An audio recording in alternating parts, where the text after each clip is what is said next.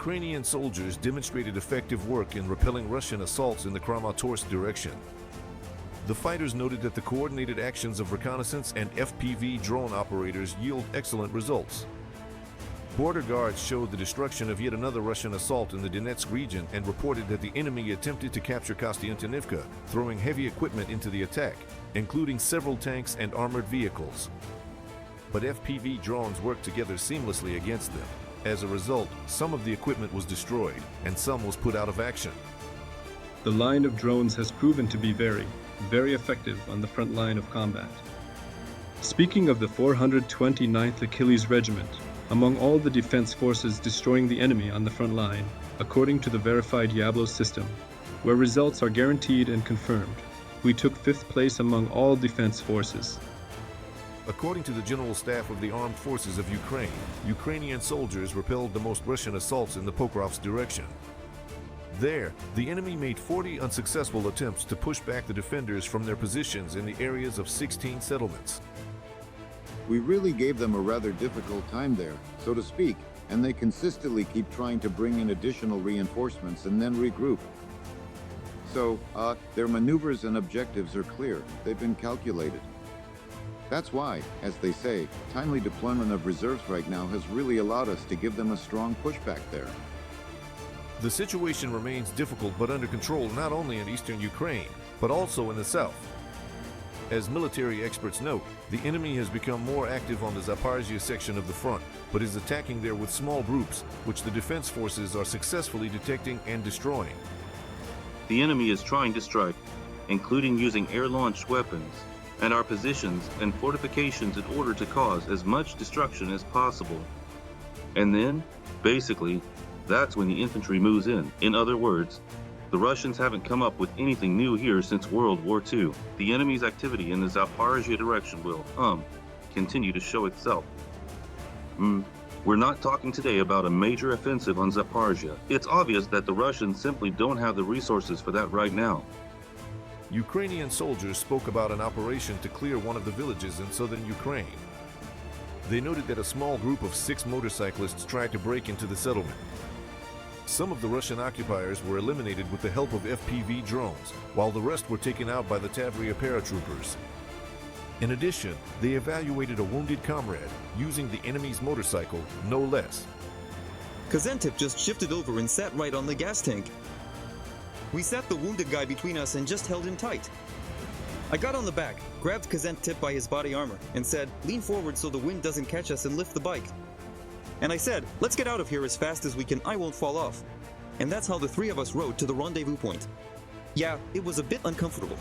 And when we were almost at the point, the wounded guy says, "Guys, if you get me there, I'll kiss you all." And we make it to the rendezvous point. I said, "All right, you can start kissing the driver now." Ukrainian defense forces eliminated 1,020 Russian servicemen over the past day. As a result, the total losses of the Russian army have exceeded 1,117,000 people. This was reported by the General Staff of the Armed Forces of Ukraine. According to Ukrainian military sources, 3 Russian tanks, 6 armored combat vehicles, 29 artillery systems, 1 air defense system, and 79 units of enemy automotive and special equipment were destroyed in the past day. The General Staff of the Armed Forces of Ukraine recorded 193 combat engagements on the front line just in the past day. The Pokrovsk direction remains the most intense area. There alone, the defense forces stopped 59 attempts at assault actions by Russian occupiers. Additionally, 22 attacks by the Kremlin's army were repelled on the Novopavlivka bridgehead. In the southern Slobodiansky sector, Russia failed in 19 assaults. As for the Torsk section of the front, Ukrainian defenders stopped another 23 breakthrough attempts there. Joining our broadcast is Pavlo Lekichuk, Head of Military Security Programs at the Center for Global Studies Strategy 21. Pavlo, good morning. Good morning. Glory to Ukraine. Glory to the heroes. Pavlo, I'd like to start with the Novopavlivka direction.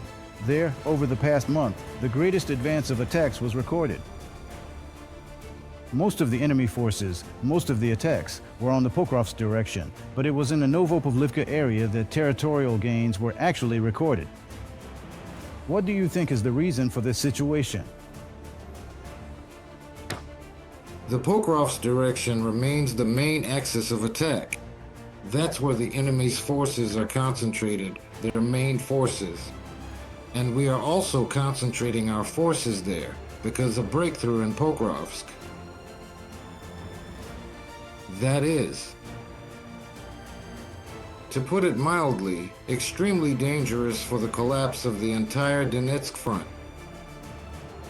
Roughly speaking, from Kramatorsk and south of Pokrovsk.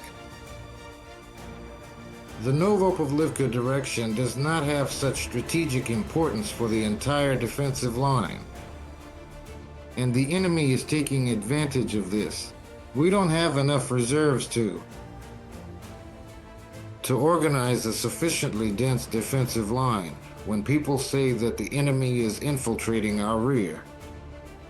This infiltration happens precisely because the distance between our strong points, our defensive positions, exceeds direct line of sight, which, under certain conditions, allows small enemy groups of 2 or 3 to slip through our defenses. One of the enemy's goals is to stretch our defenses even further and weaken our troops. And the Novopavlivka direction is one of those places where the enemy took advantage of this situation. After the fighting in the Kurikov direction, advancing along the Donetsk-Zaporizhia highway, not to be misunderstood, this isn't right next to Zaporizhia, it's the Donetsk-Zaporizhia highway. The enemy is moving into the flank of our stationary positions, which were set up to defend from the south. So, that's the combination of these factors. Plus, the lack of forces allows the enemy to operate most effectively here. If you look at the ratio of the number of forces involved and their effectiveness. Pavel, right now there's information that Putin is very afraid of Tomahawk missiles, which Donald Trump is planning. They are trying in every possible way to prevent them from being transferred to Ukraine. For now, let's say only with certain hints, not even official statements. So what is it that Putin is so afraid of? What could change, particularly on the front lines, if Ukraine were to get such weapons? That's a complicated question. In general, Putin is afraid of anything new and tries to prevent it. The appearance of any new weapons in Ukraine, whether American or European, every stage, remember how it started with artillery, then MRs. British and French cruise missiles, remember Putin's rhetoric. And the rhetoric of Putin's cronies. As soon as you get these, as soon as you try to defend yourselves with them, we'll do something here, something so big you won't know what hit you. And every time, it turned out to be just bluffing. In this case, too, Putin is running a kind of preemptive information campaign. Add to this the political confrontation. On one side, Trump is clearly using the rhetoric about possibly transferring or selling Tomahawks to Ukraine as a way to pressure Putin, to force him to return to the negotiating table with Ukraine. Putin responds by, let's say, in quotes. He doesn't give in to blackmail. Russia will continue to pursue its goals and objectives in Ukraine and further in Europe. As for these missiles specifically, they're ship-launched missiles with a range, well, it varies. These are old missiles. There are several modifications, a whole family of Tomahawks, you could say. From 1,500 kilometers to 2,500 kilometers. But if you look at the range of our drone strikes, in some ways we're already penetrating deep into enemy territory at almost the same distance.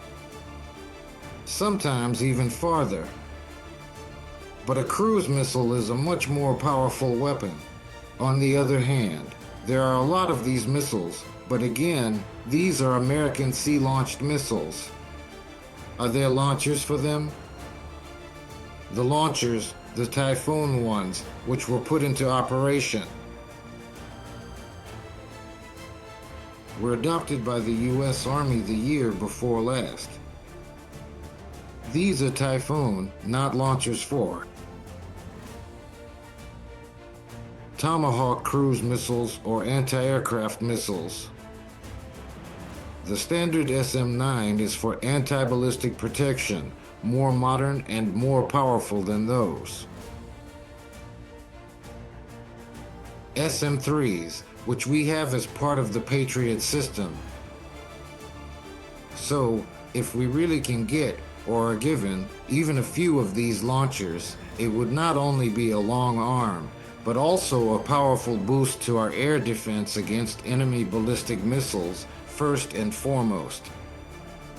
That would be really great, but I'll repeat, for now it all still looks like a rather distant prospect.